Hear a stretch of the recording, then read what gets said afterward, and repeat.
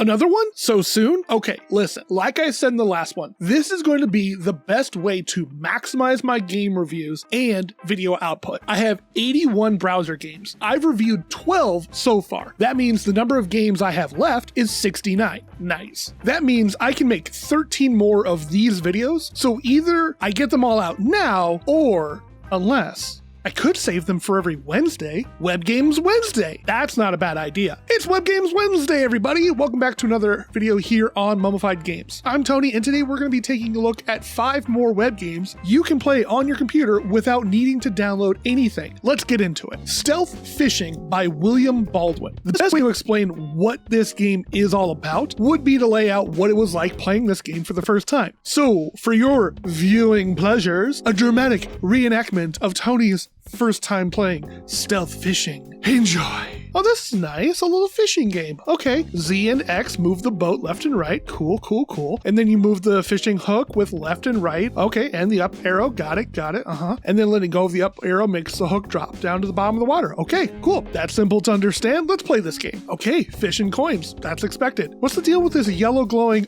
Oh, it's a spotlight. That makes sense. That's why it's called Stealth Fishing. Okay. I understand now. All right. Wait, what? You need to keep the boat out of the light as well? Okay, keep your eyes open, folks. All right. Oh, cool. You can pick up pearls. What are these red things coming up from the bottom? Oh, they're gunshots. Okay, that's getting a bit much. That's enough to pay attention to. Cannons coming out of the water? No, stop it. That's enough. You don't need to keep adding more to this game. Needless to say, this game has a lot going on in it. You need to have laser focus on what's going on this game. If you leave it alone for more than a second, chances are you're going to get a game over and have to start all over again. Compel by No Life Dev, Galaxy Wars, Speed Hazard, Bullet Candy, Frozen Synapse? Okay, maybe not that last one, but we are all well aware of the genre of top-down 2D shooters. Move with WASD and then aim and shoot with the mouse. Whatever you're playing as, always pointing towards the mouse. Chances are we've all played games like this. The difficulty of the games in this genre is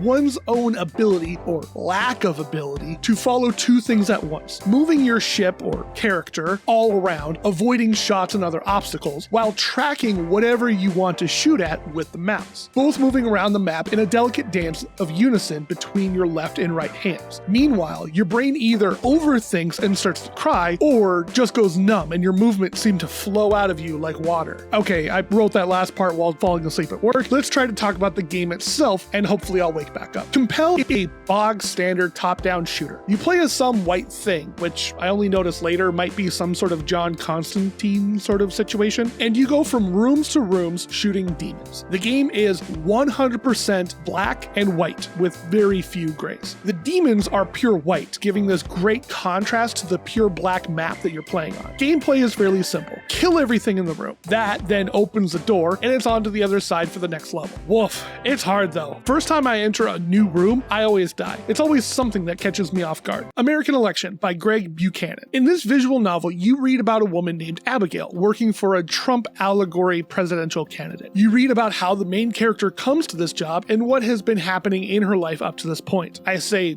this point, but the story so far isn't very linear. The story does a lot of jumping around, starting with Abigail getting pulled over by the cops, up to a campaign speech, back to a conversation she had with her father, forward to the campaign rally, back to when she flew across the country to work for the campaign center, and then back up to the campaign rally. I don't mind a bit of flashback in my stories, but when it's every other chapter, it gets a bit much. There's a balance that authors have to play in making these visual novels. There are interaction points that the player gets to be part of, but at the same time, couldn't we just get a moment in the story where we read something like, "This decision reminds me of the feelings of when I came out to my father and he kicked me out of his house." I get this adds a bit of tension and drama to Abigail's backstory, but when it's the third flashback chapter in the first 6 chapters, something needs to be cut, reconfigured, or quickly moved on from. Other than this story having more hops than a Redbox rental machine in 2011, the story does this great subtle thing. When Abigail is feeling fine, the responses you can choose from are static on the page. They don't move and they just read like any other normal text on the screen. But when she's nervous or faced with an issue, like her life is in danger, the words in your choices start to shake and bounce all around, like she's nervous, scared, or shaken. It's a great touch, and I like what it means for the character. The story can keep going and not have to focus on telling us how she's feeling. The reader already has an opinion and a reaction to the events that are going on. We know how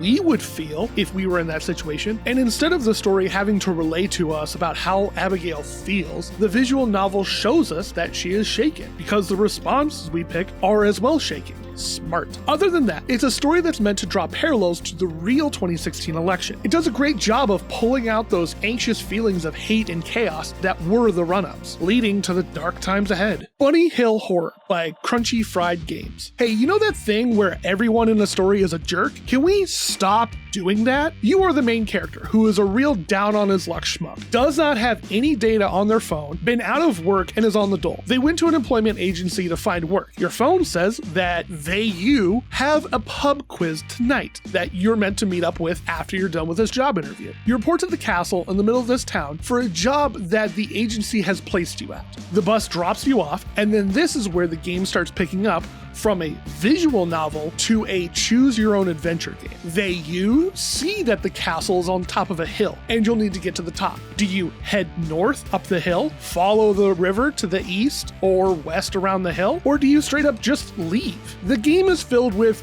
4 or 6 option moments. You'll make it up the hill and meet the delightful Miss Fizzlebungle something. She talks to you and you fill out paperwork, insulting you the entire way. Cool, nothing I love more than projection narratives insulting you paragraphs at a time. She tells you that you will be lurking for the Lord something another, and he is an eccentric inventor philosopher, or something that mandates you wear a top hat and cane. While Miss Daisy is interviewing you, the head of the home arrives and takes you to another room, where you'll be told about the duties of the night, and that he instead will be heading to the pub where you were going to be at the quiz. He insults your position and then tells you to go clean the library. That's the story that was told so far in the area I was able to cover. Mind you, in the same amount of time, if not more, than most of the games I go through. The game is just insults and reading. There is hardly anything in it that actually feels like I'm making a difference to the story. The art for the backgrounds is fine, except for when you go to the library and select inspect the painting, but the painting you're looking at is different than the one in the background image. That's cool. The character art is all fine, and what I'm assuming are just the developers, with a weird cartoonish filter on them. I mean, that's fun, and it gives it a feeling that it was made by a ragtag group of developers, but I have to question the amount of money you spend on clothes from Goodwill for your costume.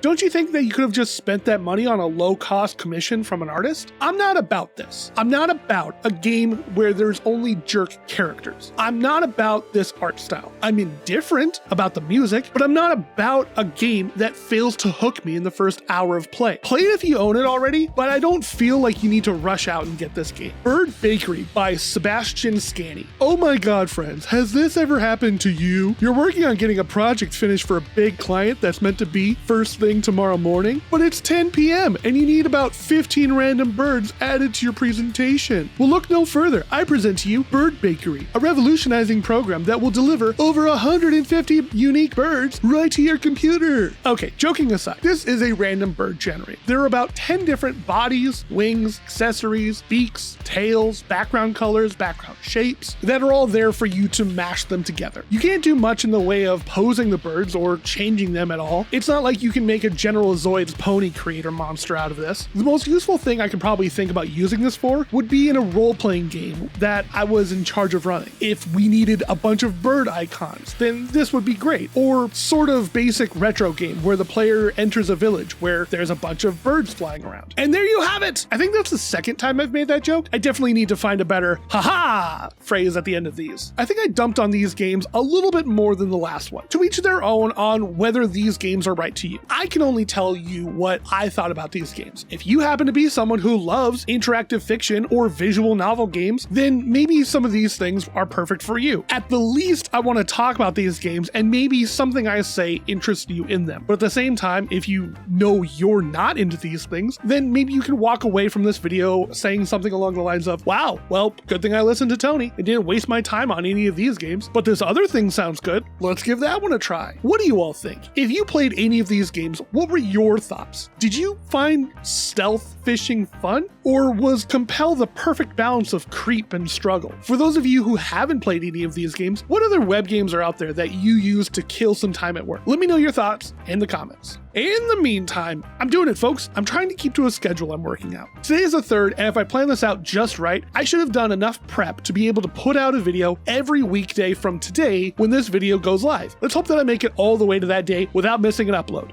Stepping away from the script for a second, it is currently the 10th at about 7:30 at night.